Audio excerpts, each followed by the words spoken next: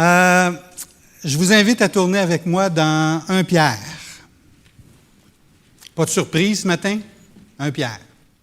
On continue notre voyage dans la diaspora où Pierre écrit à des croyants dans une certaine région au nord de la Galatie et qui est en train de les encourager dans un contexte qui est extrêmement difficile.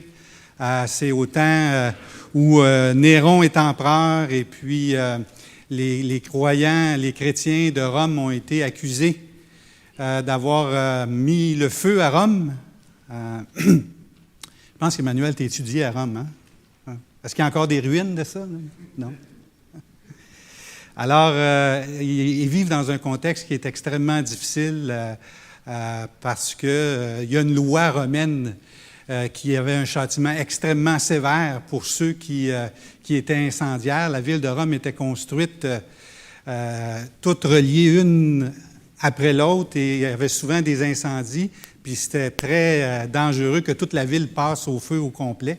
Alors, il y a eu, au fil des décennies, il y a eu plusieurs feux à Rome, assez que les empereurs romains ont fait voter une loi très, très sévère pour ceux qui provoquaient les incendies, parce que ça commettait des dommages importants. Puis quand Rome a été, en l'an 64, complètement détruit, bien, à ce moment-là, et que Néron a accusé les chrétiens, bien, naturellement, ils étaient exécutés sur le champ, ils étaient brûlés sur des croix, ceux qui s'identifiaient chrétiens, ceux qui se refusaient de renier leur foi. Alors, dans un contexte comme celui-là, Pierre écrit une lettre pour les réconforter. Alors, la première partie, elle est très théologique. Elle nous parle de la grandeur, la splendeur, l'ampleur du salut que Dieu a donné. Et il veut les encourager en leur disant qu'il y a cette espérance-là qui est là. Et dans la semaine dernière, on a regardé un texte où Pierre est en train de les encourager, à donner un encouragement pratique dans leur vie. Il est en train de leur dire que dans leur vie maintenant, c'est important, face à Dieu, d'espérer en ce qui s'en vient, d'espérer en la grâce qui s'en vient. Malgré les souffrances qu'ils vivent en ce moment, qu'ils peuvent espérer à la grâce qui va leur être apportée sur un plateau d'argent lors de la révélation de Jésus-Christ. Puis aussi, il les encourage à vivre d'une manière sainte dans le séjour qu'ils ont à faire sur la terre. Parce que Dieu est saint, vous serez saints. Et puis aussi, il leur fait remarquer le prix qui a été payé pour le rachat de leur âme. Il a été désigné avant la fondation du monde et il a été manifesté dans les derniers temps à cause de vous. Le précieux sang de Jésus-Christ, c'est le prix que Dieu a payé pour nous racheter. Puis là, on tombe maintenant dans le passage d'aujourd'hui, on va tomber dans un texte où Pierre est en train de donner des encouragements pratiques en ce qui concerne la relation entre frères. Alors, la semaine passée, la dernière fois qu'on a parlé dans 1 Pierre, on a regardé ensemble la relation avec Dieu, puis là, on regarde la relation entre les frères. Dans un contexte difficile, voici les conseils que Pierre nous donne ou donne au destinataire de la lettre, et on va essayer de tirer les principes qu'on peut appliquer aujourd'hui dans notre vie. Alors, 1 Pierre, versets 22 à 25. Après avoir purifié vos âmes dans l'obéissance à la vérité en vue d'un amour fraternel sincère, aimez-vous les uns les autres ardemment et de tout cœur, vous qui avez été régénérés, non par une semence corruptible, mais par une semence incorruptible, par la parole vivante et permanente de Dieu. Car toute chair est comme l'herbe et toute sa gloire est comme la fleur de l'herbe. L'herbe sèche et la fleur tombe, mais la parole du Seigneur demeure éternellement. Cette parole est celle qui vous a été annoncée par l'Évangile. Seigneur notre Dieu, on veut simplement s'approcher de toi maintenant en vertu du sacrifice de Jésus-Christ, non pas en vertu de quelconque qualité, de quelconque mérite ou de quelconque vertu, Seigneur, mais réellement conscient de notre détresse.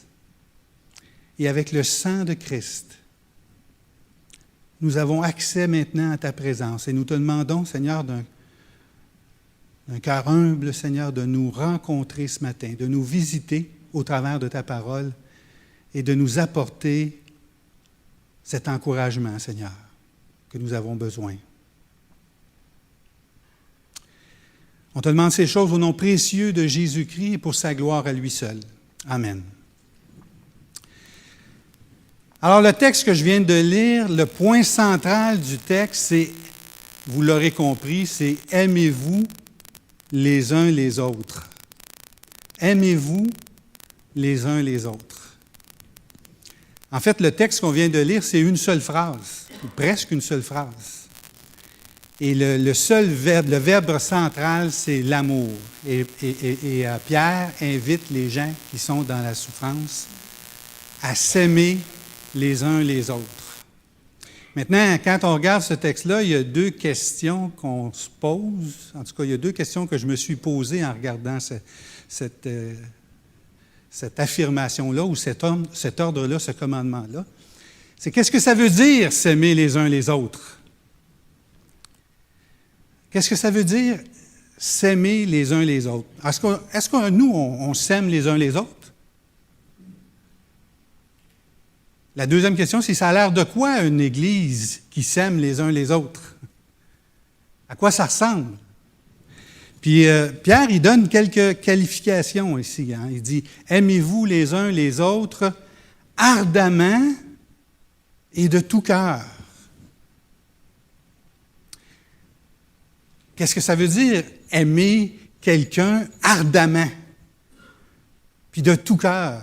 Ça a l'air de quoi? C'est drôle que tu sois là, François, ce matin, parce que cette semaine, je réfléchissais à ça, puis je me suis rappelé d'une fois, il y a 30 ans, que je ne sais pas si tu te rappelles, mais... non? Ton souvenir s'arrête à quand, toi? 29 ans. Environ 30 ans, peut-être 29. Mais je ne me rappelle pas dans quelles circonstances. Je pense que c'était au bureau de l'association à un moment donné, puis c'était avant un cours ou quoi que ce soit. Et puis à ce moment-là, je pense... Fais-tu 30 ans que tu es marié? Non. Tu n'étais pas marié. Ouais. Et puis à un moment donné, dans la classe, tu es entré, puis tu discutais à l'extérieur, tu es entré comme dans la classe, il y avait plusieurs personnes, puis à un moment donné, tu as fait ce geste-là. Y a-tu quelqu'un ici que je pourrais aimer, que je pourrais prendre dans mes bras, là? C'est comme un besoin ardent, là. Ah, j'étais impressionné, j'ai motivé. Hein?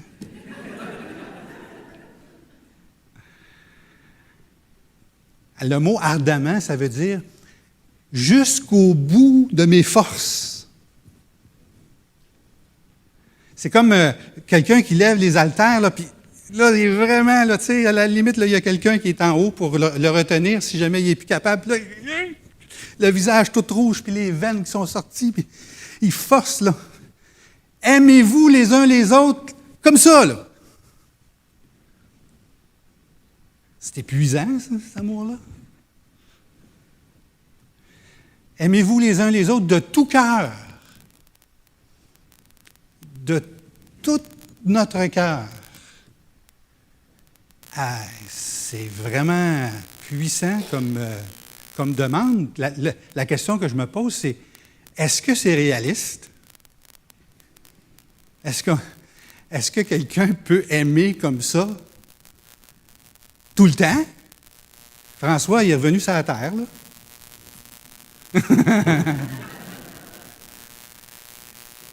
Est-ce que l'ordre, le commandement que Pierre a donné réalisable?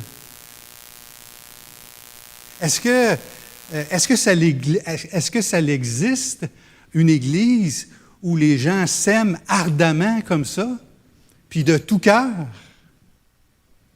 Pierre était là le jour de la Pentecôte, dans Acte 2, où il a commencé à prêcher la première fois l'Évangile, puis là, il y a eu 3000 conversions, 3000 baptêmes, puis les jours qui ont suivi, il y avait une communion fraternelle extraordinaire, les gens vivaient ensemble, ils mangeaient ensemble. Puis là, les non-croyants qui regardaient ça, ils étaient vraiment attirés par l'amour qu'il y avait les uns pour les autres. C'était vraiment quelque chose d'extraordinaire. Puis là, quelques années plus tard, Pierre, il nous dit « Aimez-vous les uns les autres comme ça? » La question que je me pose, c'est « C'est-tu réalisable, ça, en 2011? » Est-ce qu'on peut s'aimer à ce point-là? Est-ce qu'on a l'équipement à l'intérieur de nous ou en nous pour pouvoir s'aimer de cette façon-là? Parce que, entendons-nous, c'est pas toujours naturel. C'est pas naturel. Ça prend une force surnaturelle pour aimer de cette façon-là. Moi, je suis certain que quand je dis « aimez-vous les uns les autres », tout le monde est capable de trouver une exception dans sa tête. Quelqu'un que, lui, ça peut être plus difficile. Est-ce que c'est réalisable? J'aimerais ça qu'on puisse prendre quelques minutes ce matin pour regarder dans le texte 3 événements qui arrivent dans la vie de tous les chrétiens, qui font en sorte qu'ils deviennent capables d'aimer de cette façon-là, qui leur donnent le pouvoir surnaturel d'aimer.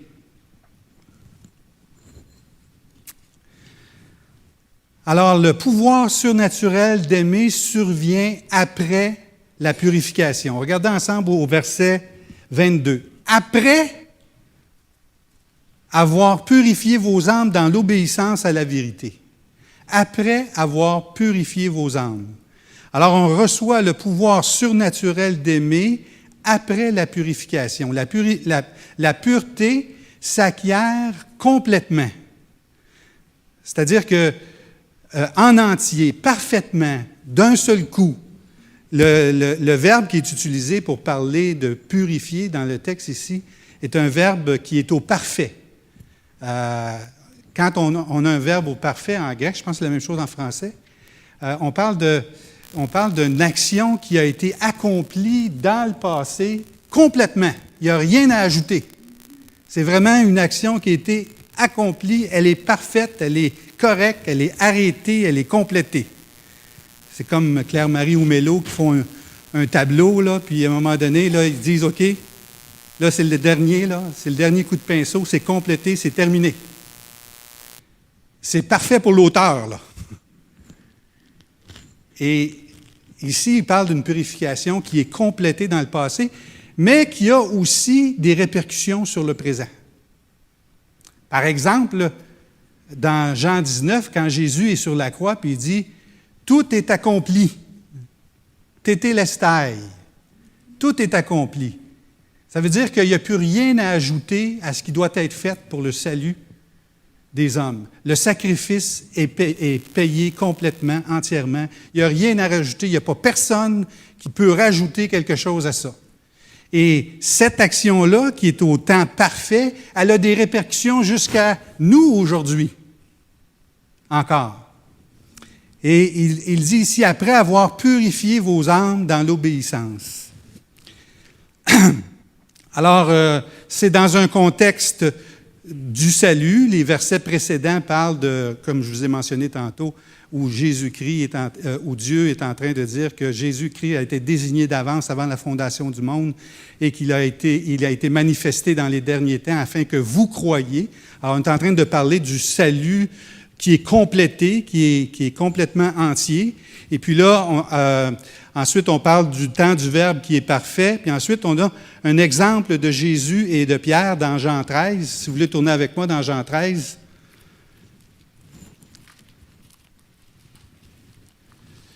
Jean 13, au verset 6. Le contexte, c'est que Jésus, il met le comble à son amour, puis il s'approche auprès des apôtres. Puis là, il enlève sa tunique, puis il met quelque chose autour des reins, puis il se met à genoux, puis il prend un bassin avec de l'eau, puis il s'apprête à laver les pieds, et il commence à laver les pieds des apôtres.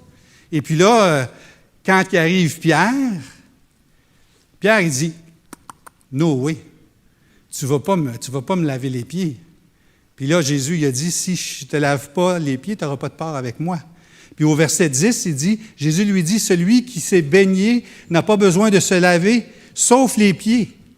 Mais il est entièrement pur. Et vous êtes purs.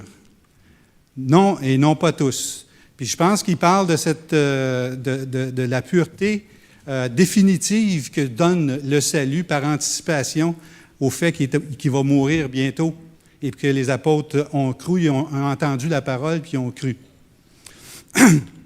Le pouvoir surnaturel d'aimer survient après la purification. La pureté s'obtient par la foi. C'est intéressant parce que le texte dit « après avoir purifié vos âmes », et le mode du verbe est actif, c'est-à-dire que pas après que vous ayez été purifiés, vos âmes ont été purifiées, mais après avoir purifié vos âmes. Dans le texte ici, on parle par l'obéissance à la vérité. Qu'est-ce qu'on veut dire par l'obéissance à la vérité? Bien, en fait, quand on annonce l'Évangile, quand on est en contact avec l'Évangile, on est en contact avec la vérité. Puis la vérité comprend une bonne nouvelle puis une mauvaise nouvelle. La mauvaise nouvelle, c'est qu'on est tous perdus. La mauvaise nouvelle, c'est qu'on est condamné à cause de notre péché. Puis la bonne nouvelle, c'est que Christ est mort pour nous.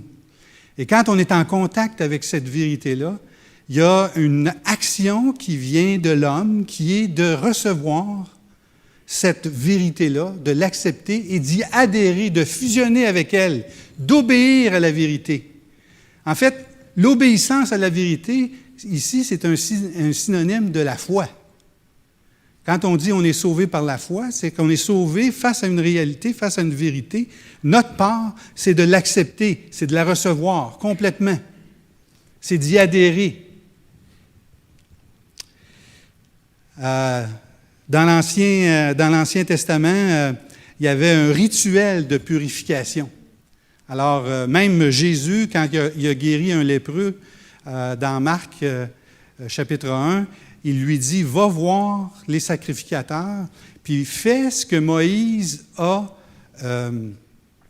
prescrit dans la loi pour la purification. » Jésus encourage d'aller faire cette action-là.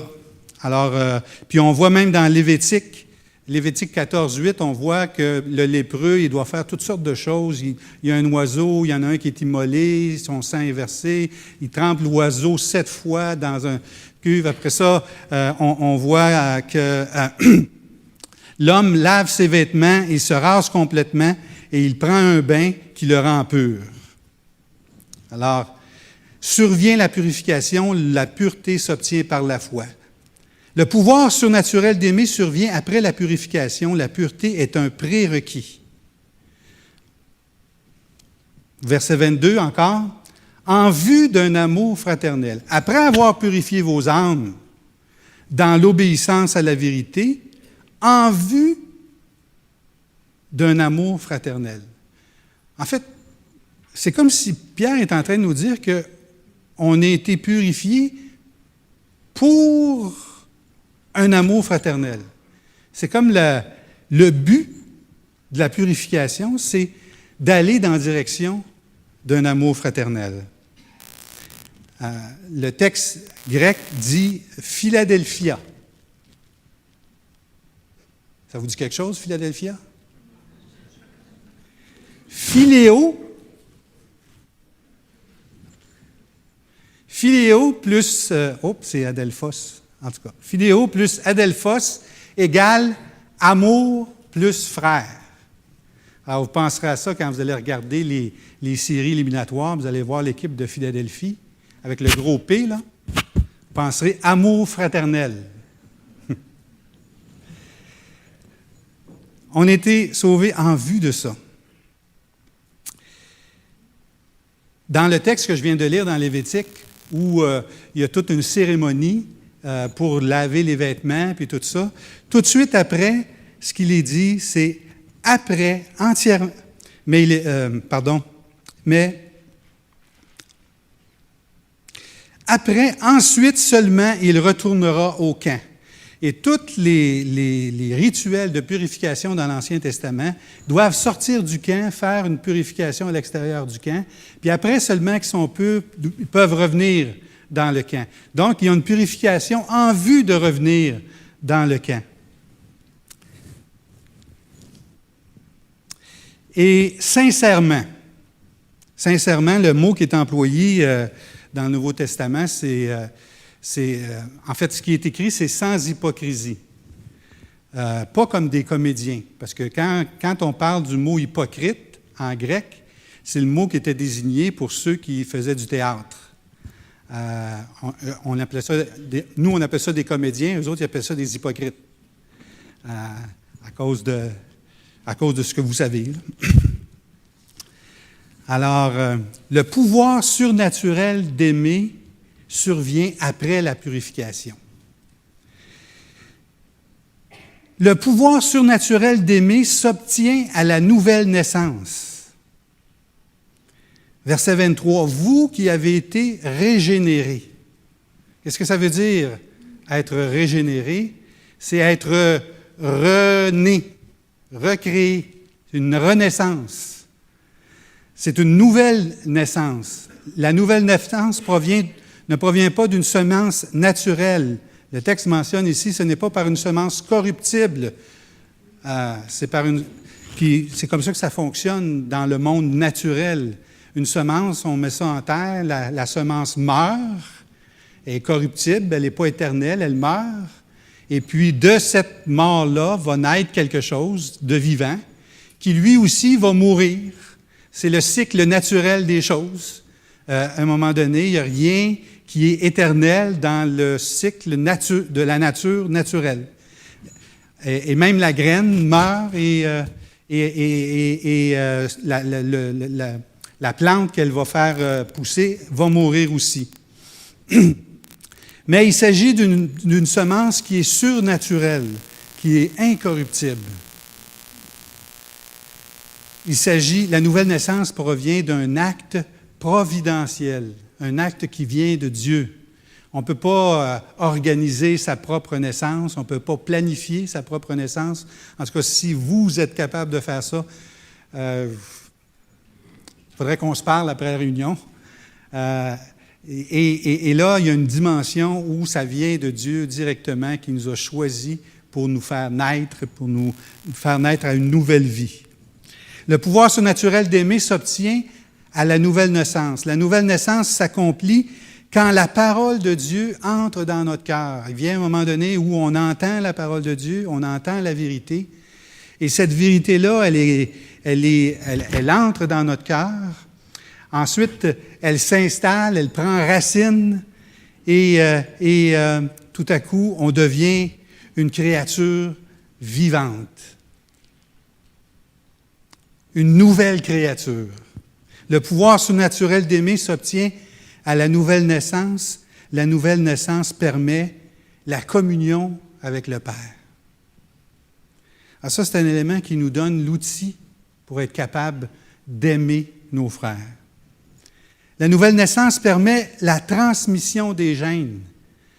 Il y a des gènes, quand on dit régénérer, il y a le mot gène dedans. Puis le géniteur, c'est Dieu. Puis Dieu nous retransmet de ses gènes à la nouvelle naissance. Dieu est amour. Et Dieu nous retransmet de ses gènes.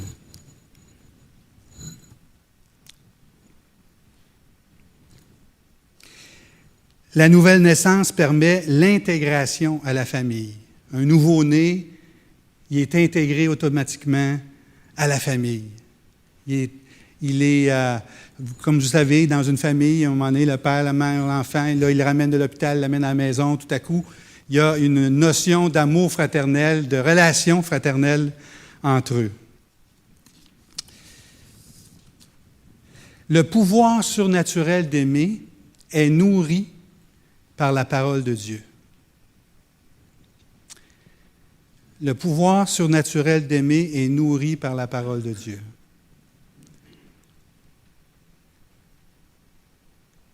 Verset 25, en fait, versets 24 et 25, « Car toute chair est comme l'herbe et toute sa gloire comme la fleur de l'herbe. L'herbe sèche et la fleur tombe, mais la parole du Seigneur demeure éternellement. » Cette parole est celle qui vous a été annoncée par l'Évangile.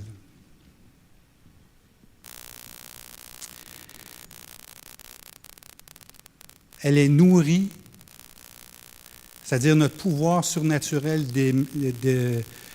d'aimer est soutenu par les Écritures, par la parole de Dieu. Il est nourri par la parole de Dieu. Pierre utilise un texte qui est dans l'Ancien Testament, Ésaïe 40. Si vous voulez, je vous invite à tourner avec moi. Ésaïe 40. Là, il est en train de citer un texte quand il parle de la chair, la fleur de l'herbe.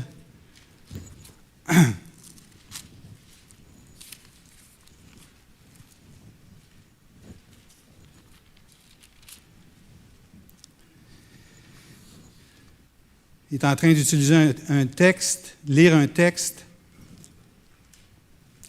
en Ésaïe 40. Puis je vais vous le lire. « Consolez, consolez mon peuple, dit votre Dieu.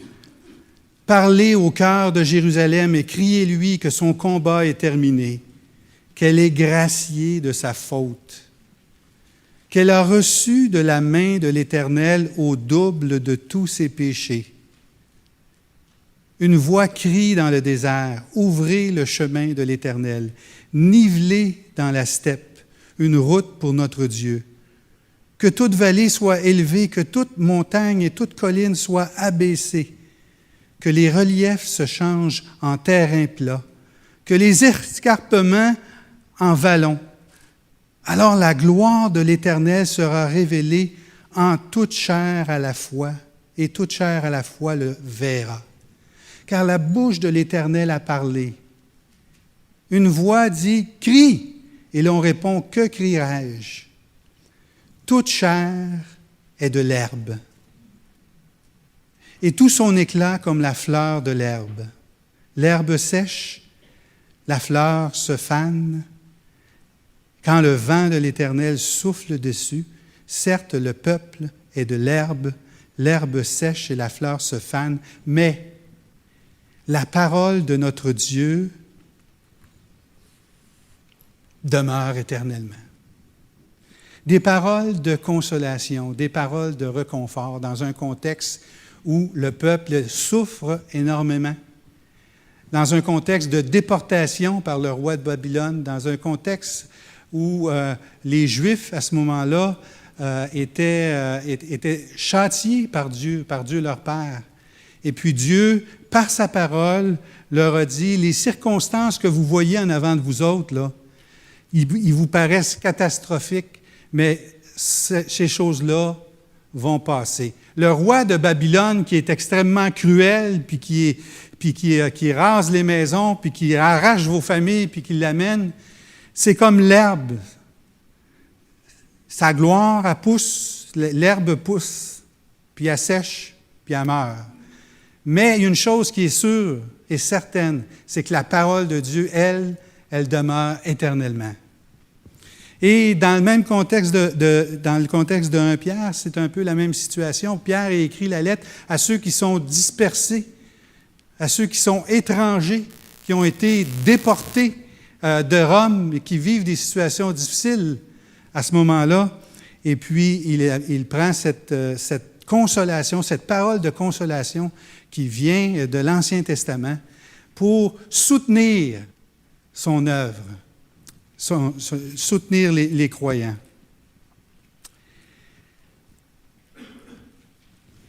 Alors, le contexte des destinataires, c'est un contexte qui est similaire à celui dans Ésaïe 44. Et il les réconforte par sa parole vivante. Le pouvoir surnaturel d'aimer est nourri par la parole de Dieu par le moyen de la prédication. Même si ça ne paraît pas au premier abord en lisant le texte, qu'on peut voir dans le dernier verset, cette parole est celle qui vous a été annoncée par l'Évangile. Normalement, on utilise le mot « logos » qui veut dire « parole » dans un sens abstrait, là, dans un sens de l'idée, puis la manière dont c'est communiqué, dans un sens philosophique. Mais ici, le mot qui est employé, c'est « discours ». Ce discours, autrement dit, on pourrait dire, ce discours, c'est beaucoup plus précis, là. Ce discours est celui qui vous a été annoncé par l'Évangile. Il y a un encouragement, il y a un soutien de la parole de Dieu qui est donné par le discours biblique. Le message de la bonne nouvelle est annoncé de bouche à oreille. Quand vous annoncez le message de l'Évangile à quelqu'un, à votre ami ou du haut de la chair, vous êtes en train de prêcher l'Évangile et puis de donner la vie. L'évangélisation est un autre élément où on est en train de répandre la parole de Dieu d'une manière orale. On est en train d'annoncer le message de l'Évangile d'une manière orale. Et Dieu nous soutient, nous fortifie, nous donne ces éléments, ces capacités-là au travers de la lecture de sa parole, puis d'un suivi au niveau de sa parole. Depuis un an, on a commencé à encourager nos frères et sœurs de lire la lecture communautaire. Derrière, vous avez, je pense que je les vois, ils sont là les derniers. Derrière, si vous voulez suivre avec toute l'Assemblée, on essaie d'avoir notre culte personnel avec les mêmes textes pour avoir l'occasion, quand on se rencontre, soit le mercredi soir ou dans une autre occasion où on veut partager un verset, pour avoir une espèce de symbiose entre nous, pour qu'on puisse se partager les mêmes versets, parce que la parole de Dieu est nécessaire. Elle nous soutient, elle nous nourrit, elle nous donne ce qu'il faut pour pouvoir aimer d'une manière surnaturelle. Le pouvoir surnaturel d'aimer est nourri par la parole de Dieu, par l'amitié fraternelle.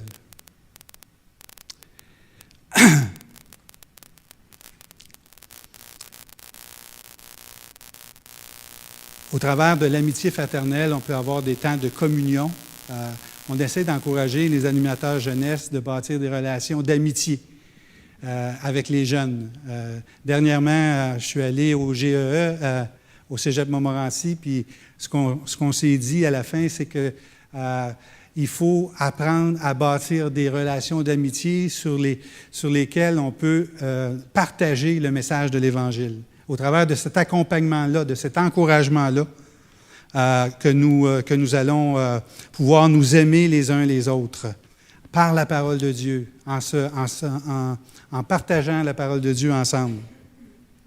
À s'encourager à faire un culte personnel, à se suivre, à s'appeler, puis est-ce que tu as des difficultés à prier pour la personne?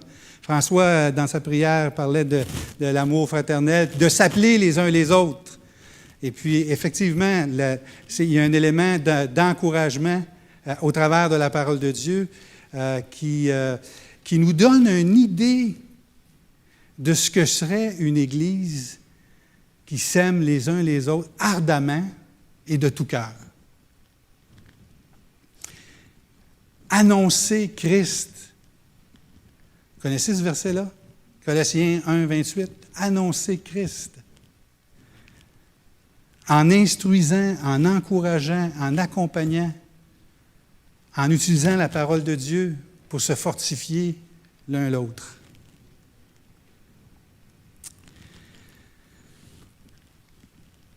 En terminant, j'ai envie de vous poser la même question.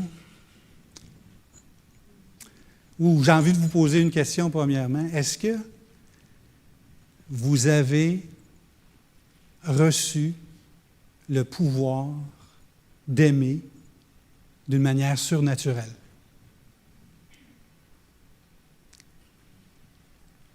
Est-ce que vous avez reçu, est-ce que vous avez vécu l'expérience de la purification? Est-ce que vous avez été régénéré? Est-ce que vous êtes une nouvelle créature? Est-ce que vous vous nourrissez de la parole de Dieu? Avec plaisir? Si oui, vous êtes parfaitement équipés pour vous aimer les uns les autres, ardemment et de tout cœur. Et si oui, qu'est-ce que va avoir l'air notre Église si on s'aime ardemment de tout cœur? Qu'est-ce que devrait avoir l'air notre Église? Quand on s'encourage les uns les autres fortement, qu'on s'appelle, qu'on se soucie, qu'on a une intention bienveillante les uns envers les autres. Puis pas seulement une intention bienveillante, mais un geste bienveillant, un geste musclé, bienveillant d'amour les uns envers les autres. Quand je dis un geste musclé, ça veut dire que ça prend un effort musclé pour se préoccuper, pour aider, pour se soucier, pour prier, pour communiquer les uns avec les autres. Ça prend un geste musclé pour accepter de pardonner. Ça prend une force surnaturelle pour accepter, pour pardonner et demander pardon. C'est ça l'amour. C'est ça l'effort que ça demande.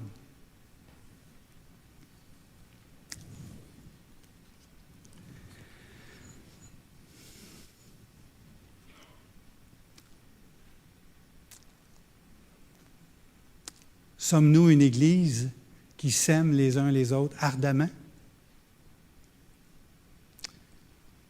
Prions Dieu qu'il agisse dans nos cœurs.